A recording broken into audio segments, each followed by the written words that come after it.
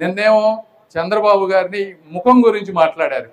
జగన్మోహన్ రెడ్డి గారికి ఇదే చెప్తా ఉన్నా, మీకు ఉంటే రాష్ట్రం మీద అభిప్రాయం ఏదన్నా ఉంటే రాజకీయాలు మాట్లాడండి, సబ్జెక్ట్ మాట్లాడండి, అంతేగతం వ్యక్తిగతంగా ఏది పడితే అది మాట్లాడితే మేము కూడా మాట్లాడొచ్చాం. ఫిజికల్గా బాడీ షేమింగ్ అని ఇవన్నీ కూడా ఆ చంద్రబాబు గారి మొహమే తెలుగు జాతి ఈరోజు ప్రపంచంలో తలెత్తుకునే విధంగా చేసింది జగన్మోహన్ రెడ్డి గారు. మైండ్ సెట్ గురించి మీరు మాట్లాడతారు, ఎవరిది మైండ్ సెట్ ప్రాబ్లం అని నేను ముందే చెప్పా.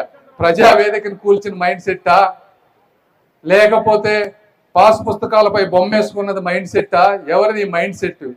మాస్కులు అడిగిన పాపానికి ఒక వ్యక్తిని సైకోగా చిత్రీకరించి చంపింది మైండ్ సెట్, ఎవరిది మైండ్ సెట్ అని అడుగుతాను.